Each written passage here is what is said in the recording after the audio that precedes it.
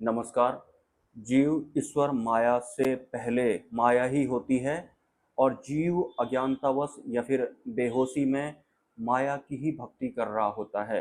या फिर मैं ये कहूँ कि जब तक जीव माया के पार की भक्तियाँ नहीं शुरू करता है, तब तक वो अज्ञानता की वजह से अशुद्ध भक्तियाँ ही कर रहा होता है। तब जीव ईश्वर माया ब्रह्म और परब्रह्म जो कि अनादि तत्व हैं, लेकिन जीव मायाबद्ध होता है, कालबद्ध होता है या फिर कर्मबद्ध होता है। तो जब तक कि उसे ये नहीं पता लगता है कि मुझे माया पार की भक्तियां करनी है, मतलब मुझे ब्रह्म या फिर परब्रह्म की भक्तियां करनी है, तब तक वो मायाबद्ध होकर या फिर कालबद्ध होकर अशुद्ध भक्तियां ही कर रहा होता है। लेकिन जब उसका टर्न आ जाता है कि अब उसे इस जीवन में ब्रह्म रूप होने के लिए भक्तियां करनी है, तो उसका ये चुना जाना भी परब्रह्म की इच्छा से ही होता है या फिर उनकी कृपा से ही एक जीव को ये भनक लगती है कि अब उसे ब्रह्म रूप होने के लिए भक्तियां करनी है, मतलब माया पार की भक्तियां उसे करनी है। तब वो माया या फिर ईश्वर मतलब माया वार वाली भक्तियां नहीं करने वाला है, अब वो सिर्फ माया पार वाली भक्तियां ही करने वाला है।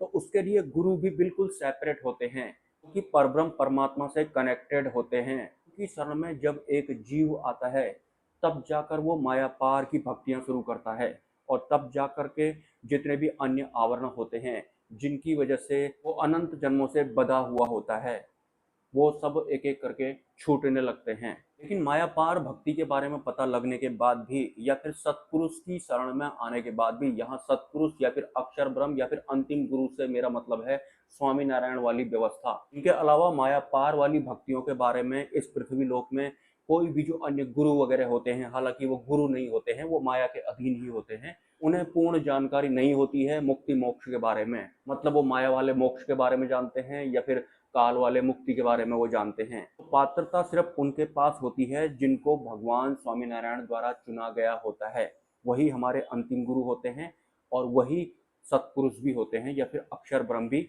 वही होते हैं। मतलब उनकी ऊर्जा का जो स्रोत होता है वो परब्रह्म परमात्मा ही होते हैं। उन गुरु के टच में आना होता है एक साधक को। हालांकि परब्रह्म की कृपा से ही कोई भी इंसान या फिर साधक उनके टच में आता है या फिर उनके सानिध्य में आता है, लेकिन इतना काफी नहीं होता है। ये सब पता होने के बाद भी जो साधक होते हैं वो मायावार वाली ही भक्तियां कर रहे होते हैं। तो मायावार वाली भक्तियों के बारे में आपको मैं आज थोड़ा सरल भाषा में बता देता हूँ।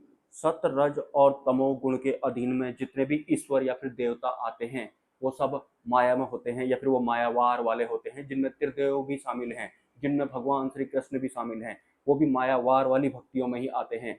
माया पार वाली जो भक्तियां होती हैं वो परब्रह्म वाली भक्तियां होती हैं, भगवान स्वामीनारायण वाली भक्तियां होती हैं। उनके गुरु भी माया पार वाले ही होते हैं। आपको पता है कि जो त्रिदेव हैं वो सतरज और तमोगुण के अधीन है, तो सिंपली वो माया पार नहीं है। इसके अलावा कोई अन्य अगर हैं तो अलग अलग धर्मों के हिसाब से, तो वो भी मायावार वाले हैं। अगर वो भगवान स्वामीनारायण वाली व्यवस्था से कनेक्टेड हैं, तो वो माया पार वाले होंगे। लेकिन हाल फिलहाल अक्षरधाम के अलावा इस पृथ्वी लोक में कोई ऐसी व्यवस्था है नहीं जो कि वास्तविक परब्रह्म परमात्मा से कनेक्टेड है, क्योंकि परब्रह्म परमात्मा द्वारा ही उस व्यवस्था का निर्माण किया गया है हम इंसानों की वास्तविक मुक्ति के लिए। बाकी जितने भी अन्य अवतार आए थे वो सब ईश्वरीय तत्व थे, ऊपर से वो युग परिवर्तन करने आए थे, किसी दुष्ट का या फिर राक्षस का संहार करने आए थे, किसी भी तरह का कोई नया निर्माण वगैरह करने आए थे, जो कि काल कर्म और माया के ही अंडर में था या फिर सतरज और तमोगुण के ही अंडर में था। मतलब परब्रह्म से उस व्यवस्था का कोई लिंक नहीं था। उनका संकल्प, उनके उन अवतारों का जो संकल्प था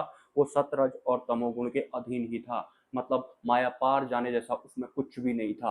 हालांकि ऐसा नहीं है कि वो सब व्यर्थ हैं या फिर काम के नहीं हैं, वो उनका एक अलग महिमा है, उनका अपना सम्मान अपनी जगह है, लेकिन वो माया पार नहीं है।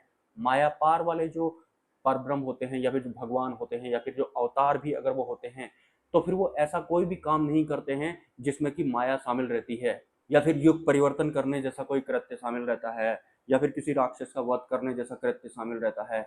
इस तरह का कुछ भी परब्रह्म परमात्मा नहीं करते हैं। अगर वो अवतार लेते हैं तो वो सिर्फ इन सबसे पार कैसे जा सकते हैं, जन्म मृत्यु से पार कैसे जा सकते हैं, युगों के भी पार कैसे जा सकते हैं, ये सब वो बताते हैं, वो भी प्रैक्टिकली बताते हैं। मतलब अगर आप भगवान स्वामीनारायण की व्यवस्था से जुड़ते हैं तो सिर्फ आपको ज्ञान नहीं होगा, वो ज्ञान जो होता है आपका बोध में कन्वर्ट भी हो जाता है।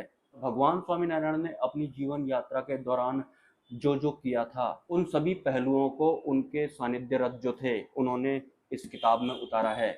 मतलब युगों के पार कैसे जाते हैं, सतरज और तमोगुण के पार कैसे जाते हैं, अवतार कैसे काम करते हैं, ब्रह्मरूप कैसे होते हैं, माया के पार कैसे जाते हैं, गुणों के अतीत कैसे होते हैं, वो सब जो सवाल आपके अंदर हैं, जो सिर्फ आपका बुद्धि जान रहा है, यहाँ जानने की बात नहीं होती है, यहाँ पर प्रैक्टिकली आपके आचरण में उतरने वाली बात होती है, मतलब बोध जिसे कहते हैं, वो सब आपको इस बुक में मिलता है। लेकिन ये बुक आपके हाथ में अगर आ जाती है तो सिंपली आप भगवान स्वामी नारायण की भक्ति कर रहे होंगे, परब्रह्म की भक्ति आप कर रहे हैं। परब्रह्म की भक्ति आप अगर कर रहे हैं तो माया वार वाली भक्तियां आपको नहीं करनी है, भले ही अज्ञानता में आप कर रहे होंगे आज से पहले।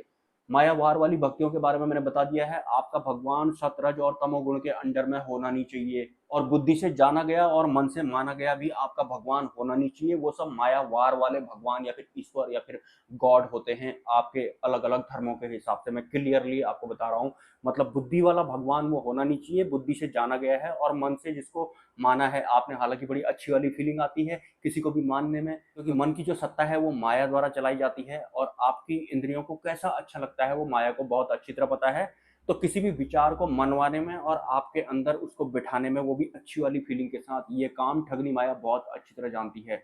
इस पर्टिकुलर टॉपिक पर अगर आप कुछ लिखना चाहते हैं तो लिख सकते हैं। और ये जो फिजिकल वर्ल्ड है, ये जो दुनिया है जिसमें कि एक आम इंसान नाम कमाना चाहता है, पैसा कमाना चाहता है, इज्जत पाना चाहता है, वो पद प्रतिष्ठा चाहता है, इस पूरी दुनिया को 15-16 लोग किस तरह से ऑपरेट करते हैं, ये जानने के लिए आपको डॉक्टर देवेंद्र बलहारा के वीडियोस देखने हैं समय निकाल के। पूरी दुनिया आपको समझ में आ जाएगी कि ये सब कुछ है क्या, आखिर ये पैसा क्या है, ये दुनिया में ये नेता लोग कहाँ से आ जाते हैं, ये आतंकवादी कौन बनाता है। जिस तरह से राजीव दीक्षित जी काफ़ी कुछ इस दुनिया के बारे में बताया करते थे, लेकिन अब वो तो है नहीं। लेकिन हाल फिलहाल आप डॉक्टर देवेंद्र बलहारा के हर एक वीडियो को समय निकाल के देखें। हालांकि अध्यात्म से इन वीडियोज का कोई लिंक नहीं है, लेकिन ये जो दुनिया है इसके बारे में आपको सब कुछ समझ में आ जाएगा। बहुत सारे भ्रम और विश्वास भी आपके